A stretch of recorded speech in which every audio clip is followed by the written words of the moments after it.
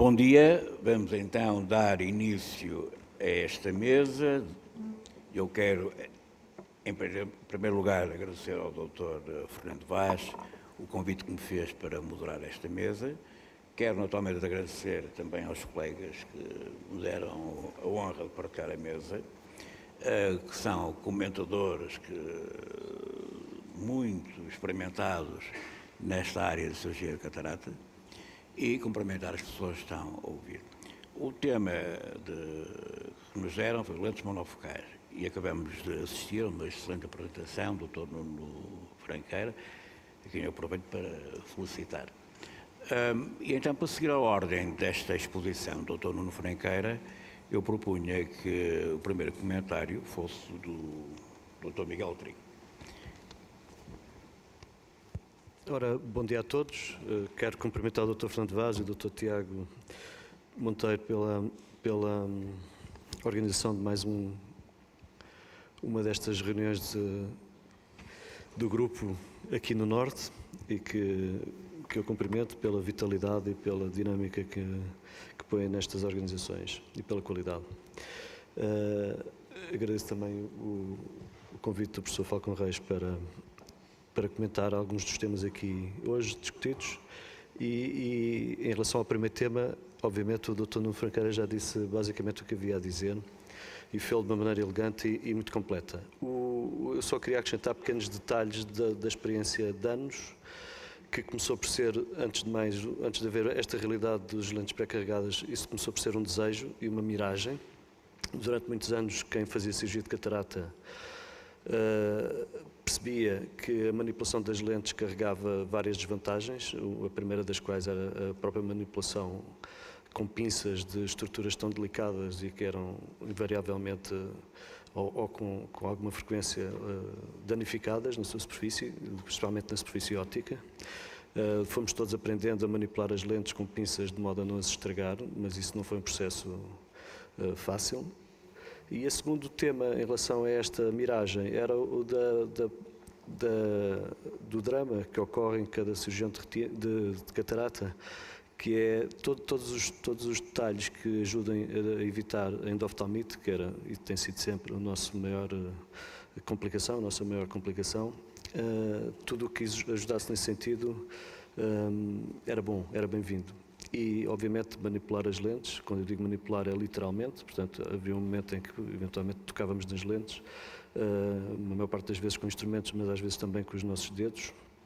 As lentes caíam em cima da mesa, eram passadas por soro, portanto, ao longo destes anos todos da cirurgia da catarata com implante de lente, já fizemos tudo com lentes, não é? E era óbvio que se elas fossem excluídas desses contactos, reduziam imenso o risco de endoftalmite. Eu digo que isso foi uma miragem porque, tecnicamente, todas as empresas com que fomos contactando ao longo do tempo nos diziam que era difícil de ultrapassar a esterilização da lente já incluída dentro de um dispositivo de plástico, que normalmente era de uma qualidade diferente da própria lente, e que isso trazia problemas técnicos inultrapassáveis. Felizmente as coisas evoluíram no sentido positivo e o que se espera do futuro é que todas as lentes que agora estão excluídas dos injetores pré-carregados venham a estar incluídas também. Estou a falar das lentes premium, por múltiplas razões, até da sua própria, mais uma vez, de contacto da pinça com a zona óptica, que é ainda mais delicada e mais sofisticada do que das lentes monofocais. Portanto, igualmente para as lentes históricas fazia todo o sentido que existissem formas pré-carregadas e eu estou convicto de que isso vai acontecer no futuro. Em relação aos aspectos, portanto, gerais que já foram abordados e de uma maneira, como eu disse, muito completa, não tenho grande coisa a acrescentar, só queria talvez contribuir com uma noção que me chegou por via de uma leitura qualquer que eu já não sei identificar, mas que não é original minha, mas que eu tenho comprovado na prática como sendo uma pequena manobra muito eficaz. O Dr. Nuno Franqueira falou no problema dos ápticos estarem colados ou à zona óptica ou eles próprios, ou outro.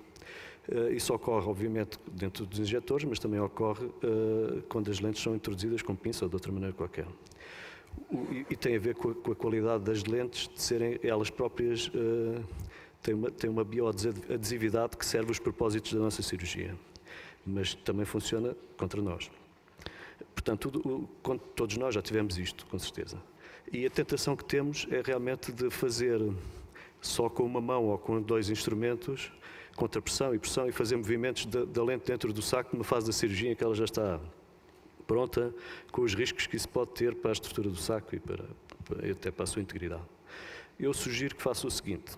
Mais uma vez, a ideia não é original, mas já foi testada por mim múltiplas vezes com uma grande eficácia. A melhor maneira de separar duas superfícies que estão coladas é diminuir a área de uma delas. E isso faz apertando com uma pinça, no sentido horizontal, não vertical dentro do saco, mas horizontal, apertando a ponta do átio. Se o comprimirem, ele separa-se automaticamente com o mínimo de... Não há nenhum movimento da lente dentro do saco e com o mínimo de esforço ela separa-se logo. É o único contributo que eu tinha acrescentado ao que foi dado. Bem, muito obrigado, Dr. Miguel Rodrigo. Eu dava então a palavra ao professor Salgado Borges, que vai comentar sobre lentes históricas. Muito bom dia a todos. Queria, em primeiro lugar, agradecer o convite que me foi endereçado para participar nesta mesa, ao Dr. Fernando Vaz e ao Dr. Tiago Monteiro. Queria também cumprimentar os membros desta mesa, em especial o professor Falcão Reis, que está a moderá-la.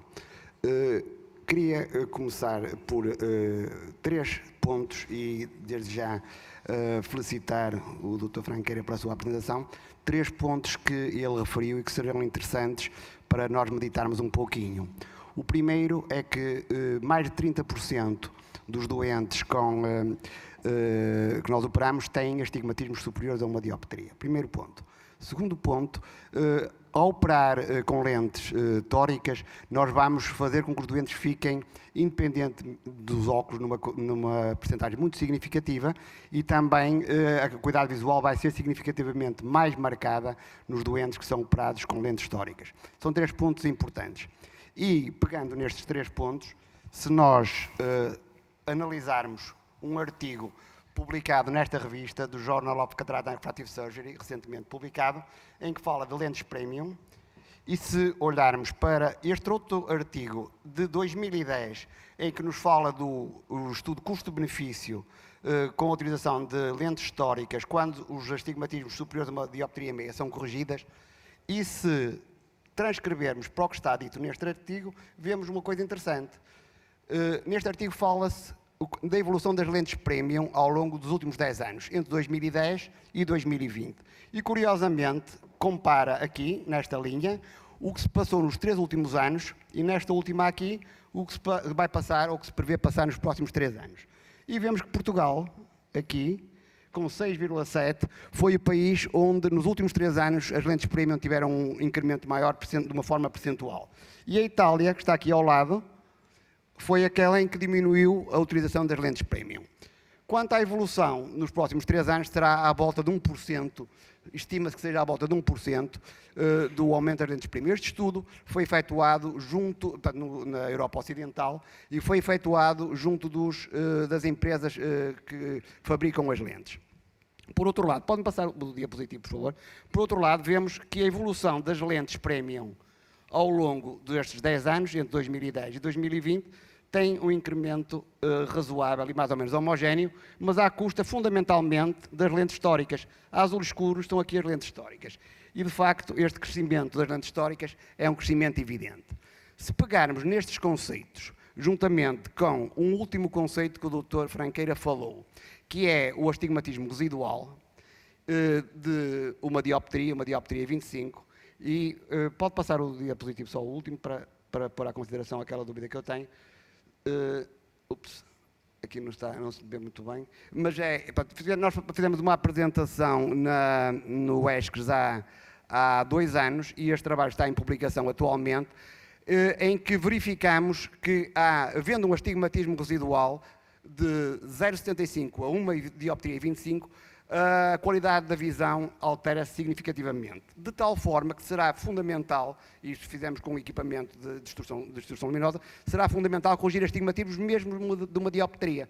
Portanto, o que eu punha à consideração era o seguinte: não será em vez de considerar estas lentes como lentes premium, umas lentes, e o doutor está a abanar com a cabeça, já temos falado disso algumas vezes, considerar como lentes usuais, já entrar nos budgets próprios dos hospitais estatais, já entrar nos budgets próprios das considerações nas companhias de seguros, nos próprios hospitais privados, toda a atividade normal, e considerar umas lentes já percentualmente, ao fazer os contratos de programa, ao fazer toda uma abordagem destes temas, considerar isso já como umas lentes a ser consideradas para esse efeito, e sim, a cirurgia é uma cirurgia premium, como acabámos de ver, e a biometria é uma biometria premium. Portanto, as cirurgias têm que ser bem executadas, bem calculada a lente tórica e o seu astigmatismo, mas devem ser consideradas lentes a ter em conta de uma forma mais abrangente do que é atualmente.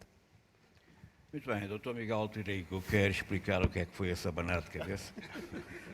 Foi só uma certa cumplicidade que provavelmente já estivemos juntos noutros locais como este, e há anos que eu defendo que as lentes, como provavelmente também muitos de vós sabem, defendo que as lentes históricas não são lentes premium. São lentes de uso convencional, ou deviam ser, e se essa opção fosse realmente, como parece estar a ser a tendência que o professor Salgado Borges acabou de mostrar, se elas forem realmente incluídas na nossa prática clínica, que é verdade que dá um pouco mais de trabalho no estudo pré-operatório, mas durante o momento da cirurgia praticamente é quase igual, a melhoria de qualidade que esse esforço adicional da nossa comunidade médica levaria para os seus doentes é tão grande, com tão pouco esforço da nossa parte, que não faz sentido nenhum que não seja aplicada mais vezes, pelo menos até ao limite dos 25%, mais ou menos dos 25% que tipicamente tem um astigmatismo significativo pré-operatório dos doentes de catarata. Portanto, o consumo de lentes históricas devia ser perto desse número. E eu acho que a nossa prática médica será tanto melhor quanto mais perto nos aproximarmos desse valor. A estratégia que o professor Salgado Borges aqui referiu de convencimento das autoridades e reguladoras e dos próprios seguros é aquela que eu antevejo também. Aliás, nós já sugerimos um modelo de negócio semelhante e eu, tanto quanto julgo saber, e tenho provas disso, as próprias empresas estão alinhadas connosco nesse projeto. Portanto, incluir um valor, orçamentar um valor para o universo de doentes que vamos operar durante um ano, tendo por base os dados que nós conhecemos do astigmatismo pré-operatório, imaginemos, por exemplo, 15% ou 20%, para sermos conservadores, fazer um preço unitário por lente que inclua 20% das lentes vão ter que ser tóricas, constituiria um pequeno incremento de valor em custos, e trazia um benefício enorme para os nossos doentes, porque mesmo que os doentes não fiquem completamente a zero, e esse é um objetivo que é procurado para as lentes, essas sim premium, com a multifocalidade, mas a grande maioria dos doentes melhora. A maior parte dos doentes melhora. Se tivermos um doente com 2 dioptrias de astigmatismo, que o veja reduzido para 0,75, o que poderia não ser um resultado ótimo para uma lente multifocal, mas para uma lente monofocal é uma enorme vantagem. E, portanto, eu acho que devíamos levar a isso. Portanto, o meu abanar de cabeça, provavelmente... Muito bem. Dr. Castro Neves, quer fazer o favor de comentar sistemas de guiado em lentes históricas? Os nossos pacientes agora já não ficam com a expectativa que nós criamos, eles já trazem de casa. E então chegares ao consultório a querer o pleno. E às vezes, em situações ainda de muito jovens e de uma vida muito exigente, e eu só queria partilhar convosco uma situação interessante, que é quando começo a falar, quando chega a minha vez de falar perante aquilo que disseram, eu começo a falar, e se por acaso ainda não olhei para a keratometria, olho para a keratometria e, se tiver um astigmatismo significativo, nós temos mais um fator de erro, considerando o fator de erro, se quisermos atingir o pleno. Melhorar é sempre possível. Mas isto para dizer que nós ainda não dominamos isto o suficiente para as expectativas que andam aí na praça. Há sempre um grau de aventura naquilo que vamos fazer perante uma exigência de atingir o zero. Isto para dizer que quanto mais fatores pudermos anular de hipótese de erro, de fatores subjetivos, melhor. E nessa situação do astigmatismo intraoperatório, de corrigir o astigmatismo com o ato cirúrgico, quanto mais tivermos a possibilidade de dominar a ciclotorção, que varia em todos os pacientes, geralmente é uma ciclotorção para fora, o alinhamento da lente tem de ser referido à posição do paciente de pé. Portanto, as medidas, como falou o Nuno Franqueira, as medidas podem ser feitas na lâmpada de fenda, que é de facto dos mais exatos, com os pêndulos, embora há pêndulos e pêndulos, mas de facto o aporte de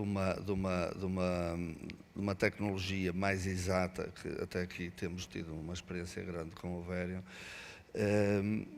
traz-nos mais essa questão. Não fica tudo resolvido aí, porque depois uma rotação que pode ocorrer, e se for nos astigmatismos grandes, isso tem significado, e o shift positivo, mais o astigmatismo residual, às vezes dá-nos para trazer para baixo umas 3 ou 4 linhas em relação àquilo que nós desejávamos, ou em relação àquilo que era nos primeiros dias pós-operatórios, em que o paciente fica encantado que nunca viu assim, e passado 3 meses ou 4, começa ali a declinar e depois o que fazer. Portanto, o que fazer, e mais uma notazinha só, da questão da rotação da lente, de ir lá rodar a lente, também está determinado que geralmente roda-se, ela vai outra vez à mesma cama. Portanto, depois corrigir essas situações com cirurgia refrativa, é ir buscar e corrigir num eixo aquilo que errou no outro, também não sabemos muito bem as aberrações que isso possa dar em termos de qualidade de visão. Portanto, quanto mais certeza tivermos em cada pequeno passo que damos, melhor será. Por isso acho que tem toda a conveniência, pelo menos quem lidar com populações mais exigentes, que queiram mesmo ficar independentes dos óculos, é trabalhar com essa precisão. Acho que isso é um aporte interessante. Já nos astigmatismos mais baixos, e agora com as lentes esféricas, que já perdoam muito mais o erro do cilindro e até o erro refrativo, já o controle só com as aberturas, com dupla abertura no eixo mais referenciante, vai resolvendo, porque hoje em dia, mesmo nas lentes premium, que é o tema da sessão seguinte, mas mesmo nessas, um astigmatismo de 0,50 é perfeitamente aceitável e geralmente, se forem lentes esféricas, porque a qualidade é sempre muito melhor. Portanto, acho que sim, que tudo que nos puder dar mais certeza em cada ponto, tirando também já a questão da biometria, porque o nosso grande desafio hoje em dia, correndo tudo bem no ato cirúrgico, o nosso grande desafio são questões de refração biométricas para a esfera, e que também variam, nós prevemos a posição da lente, mas a posição da lente só vai ser passado um mês, conforme o saco andar atrás ou à frente, ao juntar-se à lente, vai determinar, às vezes, uma dioptria de diferença em relação ao que o doente já experiencializou nos primeiros dias pós-operatórios. Pode estar o pleno e depois vir a haver essa surpresa. Portanto, quanto menos fatores aleatórios tivermos, melhor. Muito bem. Se me permitem um comentário, eu acho que em relação ao Varian acontece aquilo que tem acontecido em muitas áreas da oftalmologia, é que a tecnologia avança de tal modo que, digamos, consegue um grau de eficiência, de segurança e de eficácia muito superior àquilo que depois na prática se exige. Eu concretizo melhor. Aqui no caso do Dr. Castro Neves, acabou de dizer, há variações na rotação, toda a gente sabe isso, e há variações na posição da lente. De facto, o Varian consegue fazer um acerto do eixo de grande pormenor, mas, evidentemente, que há depois fenómenos biológicos dentro do olho que fazem com que a variação seja superior àquela que o Varian consegue, de facto, estabelecer. No eye tracker com o LASIK aconteceu o mesmo. Os eye trackers hoje em dia são de uma grande sofisticação, de uma grande eficácia, mas depois o movimento de correção do laser está limitado. Portanto, o eye tracker é exageradamente bom, se assim se pode dizer, para aquilo que é a necessidade concreta. Com o Varian acontece um pouco o mesmo. É um aparelho sofisticado, de grande precisão, mas não responde naturalmente àquilo que são, digamos, as variantes que depois condicionam o resultado final. E há outra coisa que eu gostaria de comentar, e que é o seguinte, em relação aos óculos, quando nós receitamos uma lente de astigmatismo, as boas práticas para os oculistas permitem um erro na montagem da lente na armação de 5 graus para a direita e 5 graus para a esquerda, ou seja, um erro de 10 graus. E a lente cilíndrica está 12 milímetros à frente do olho. E ninguém protesta, porque faz parte da boa prática. Portanto, podemos estar aqui a falar de uma coisa que é exageradamente precisa em relação àquilo que são as necessidades reais, ou à realidade de uma cirurgia, com todas as variantes decorrentes do ato cirúrgico em si. Muito bem, então agora daria a palavra ao Dr. Macedo, que nos vai comentar sobre a cirurgia em alta miopia. Pronto, em primeiro lugar, dou os parabéns ao Nuno pela apresentação, que já falou nos principais problemas pré-operatórios, operatórios e pós-operatórios. Eu vou falar numa perspectiva pessoal. Eu acho que a cirurgia de catarata nos doentes com alta miopia não é das piores, para não terem medo. Há muitos fatores que são positivos. São doentes que normalmente têm uma boa exposição devido à alta miopia, ou seja, não vamos estar a operar em doentes com olhos muito encovados e de difícil acesso. São doentes que normalmente dilatam muito bem, os miúpes. Têm uma câmara anterior também profunda, ou seja, são doentes que, se não for pela catarata em si, até têm boas condições para ser operados. E são doentes que, desde que nós, mesmo que haja um erro de cálculo, desde que o desvio seja no sentido miópico, são doentes muito tolerantes com esse desvio. Está claro que não podemos cair no lado hipermetrópico, que aí estragamos tudo. Em último caso, eu vou contar este caso que me aconteceu recentemente. Era um doente com uma alta miopia, tive uma desinserção do saco na fase final, uma catarata muito dura. Optei por não, era quase impossível meter uma lente que não tinha nenhuma lente disponível. E o doente no primeiro dia pós-operatório estava muito bem, ou seja, estava com um desvio de -1. Ou seja, até esta última hipótese de recuperação existe num doente, numa cirurgia de catarata com alta miopia. Por isso acho que não são dos doentes mais difíceis e acho que desde que ficamos no lado negativo do resultado, acho que estamos sempre bem. São doentes que ficam sempre muito satisfeitos. Tirando isso, a tua apresentação já abordou tudo. Acho que não acrescento mais nada. Muito bem. Eu não sei se tenho tempo para colocar perguntas à plateia. Se alguém desejar intervir.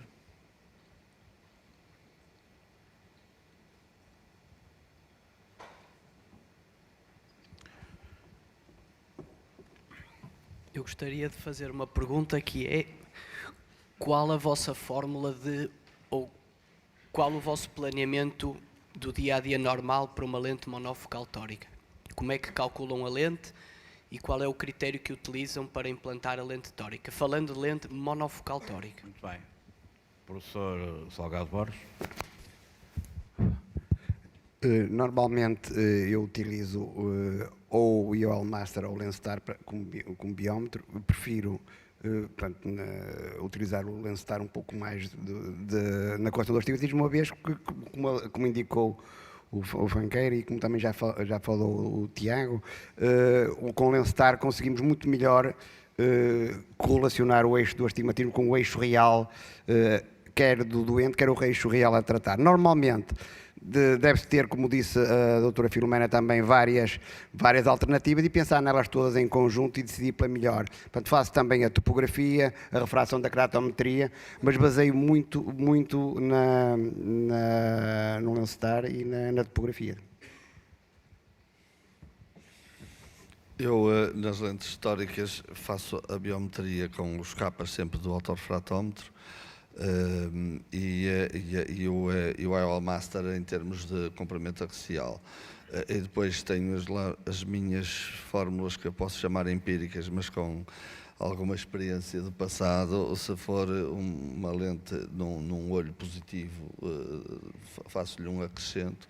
Se for num olho negativo, porque eu uso sempre a mesma fórmula, a SRKT, mas tenho as minhas, não posso, se me quiserem perguntar quanto é que eu faço em percentagem, não sei, mas é empírico e tem funcionado, porque são muitas vezes a aferir, e é basicamente isso. E quando há uma grande diferença entre os valores de capa da topografia para o autorrefrasómetro? Eu só uso os valores de capa da topografia. E pouco corrijo se for uma coisa que eu acho que não está assim, que não é muito consensual com aquilo que era o astigmatismo do paciente. Doutor Macedo? Eu acho que, pronto, eu uso normalmente lentes históricas a partir de uma dioptria e meia, depende, se posso fazer uma incisão contralateral, e depende muito também da posição em que vou operar, se é uma posição em que eu consigo operar confortavelmente ou não. Por exemplo, um olho direito, se tiver um estigmatismo de uma dioptria, mas que eu tenha que operar no lado dos 80, 70 graus, não vou conseguir operar. E para operar temporalmente já fico quase debaixo da pálpebra inferior. Ou seja, eu uso uma lente tórica dependendo da posição em que vou ter também que operar. Ou seja, além do IOL Master e dos dados todos, isto também é um fator que às vezes interfere. E se o doente tem um nariz muito grande, se é um olho com uma boa exposição ou não, isso também são fatores que às vezes interferem na opção de uma lente tórica. Sim, uma coisa é a opção da lente tórica, mas o que nós estávamos a perguntar, o que o Tiago perguntou foi como é que a calcula, portanto, além de integrar além de integrar os dados da topografia e do IOL, a biometria é feita com o IOL realmente, mas eu acho que temos que integrar alguns dados que resultam do Pentacam, por exemplo, nomeadamente na avaliação do astigmatismo posterior, porque realmente é um dos erros que muitas vezes aparecem no pós-operatório. Muitas vezes não são erros de rotação da lente, são erros, embora já sabemos que uma rotação ligeira dá origem a um erro elevado, são erros de cálculo exatamente por não entrarmos em conta com o astigmatismo posterior. Em relação às lentes históricas, eu também concordo que elas deveriam ser utilizadas de forma mais marcada na nossa prática clínica. No entanto, nós temos que pensar também no problema dos custos, que é um problema que não nos diz muito respeito. Portanto, se realmente, como sabemos, começássemos a colocar lentes históricas, digamos, de forma maciça, ao preço que elas estão atualmente, os 30% iriam representar uma percentagem significativa. Para além disso, há outros meios que o Macedo agora referiu, para corrigirmos o astigmatismo, nomeadamente se ele for a favor da regra, ou seja, se o eixo do astigmatismo for na posição vertical, e que nos podem dar bastante bom resultado. Ou seja, lentes históricas sim, acho que sim, sobretudo em erros refrativos tóricos mais elevados, cilíndricos mais elevados, mas com regras e protocolos, porque senão qualquer dia estamos a utilizar lentes históricas em astigmatismos de qualquer índole e de forma um pouco indiscriminada.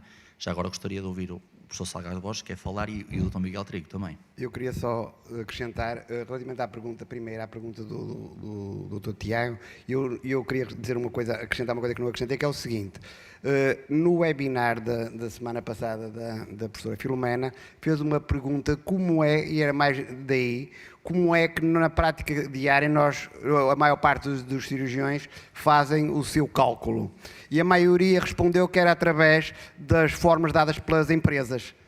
E é uma coisa, um aspecto que eu queria referir aqui. Uma larga maioria opta por solicitar à empresa ou através do calculador da empresa que está online fazer esse cálculo. Portanto, é responder à pergunta que o Dr. Tiago Monteiro fez, e a doutora Filomena depois retorquiu que grande parte dos erros são, como também já disse hoje, por não se considerar o astigmatismo posterior.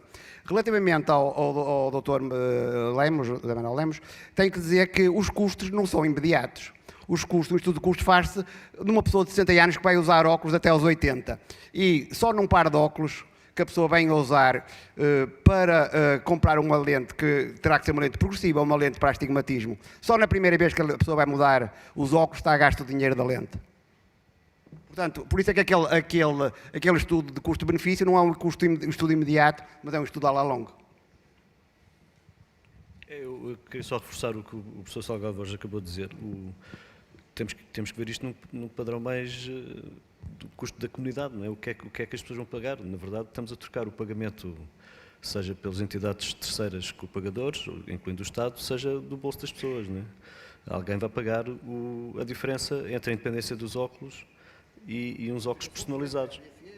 Sim, são os mesmos. É a comunidade em geral. Um colega nosso, que infelizmente faleceu há pouco tempo, dedicou uma parte da sua atividade de investigação a esta área. Portanto, o Dr. Eduardo Marques iniciou um estudo, que não acabou, sobre o custo social dos óculos na vertente da defesa das lentes multifocais, ou dessa promessa que a oftalmologia traz com ela e que ainda não está, segundo a minha opinião, de tal modo sofisticada que possa ser aplicada maciçamente.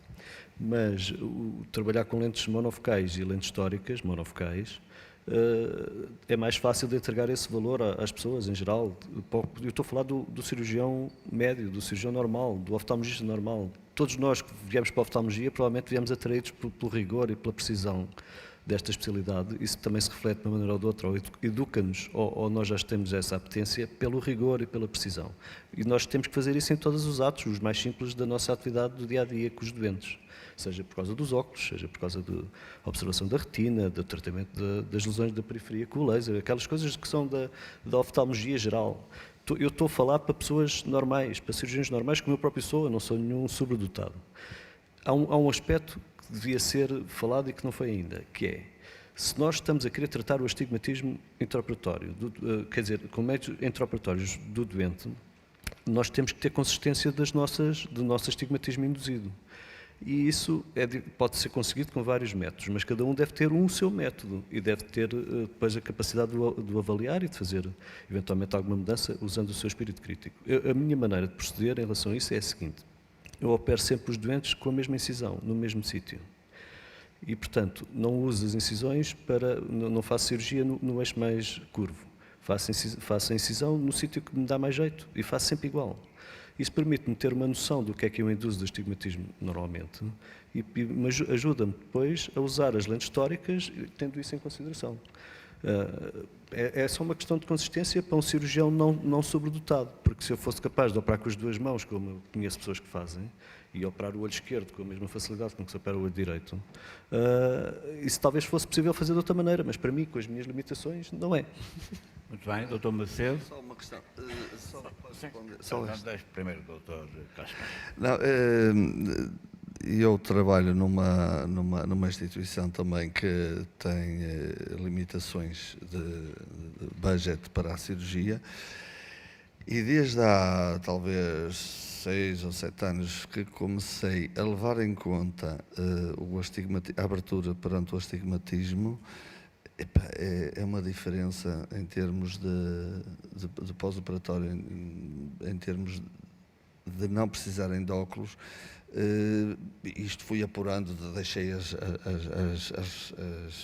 LRIs há muitos anos, mas comecei a fazer as aberturas entre os 80 e os 10 graus, tudo que a minha mão direita, onde ela chegar, conforme a minha rotação, às vezes o ajudante é que vai quase para cima da barriga, mas entre os 10 e os 80 graus, com a incisão mais larga um pouquito, ou com 2 incisões aí para uma dioptria e meia, é uma situação que dá gozo ver, ao fim de algum tempo, as precisões que isto atinge. Tão simples como isso, porque nunca iria pôr tóricas numa situação dessas e os pacientes da região também não têm não andam com essa aura de deixar de ter óculos, mas ficam contentes por não precisar. Não é, Dr. Macedo?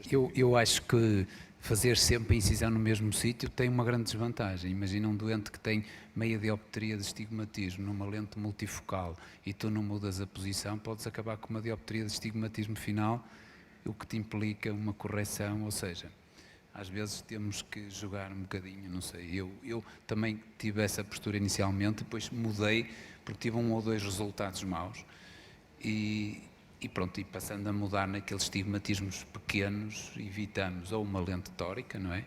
ou depois um retoque posterior. Muito bem, somos obrigados a terminar aqui. Agradeço novamente o convite por parte da organização e agradeço também, naturalmente, a presença de todos os moderadores. Muito obrigado.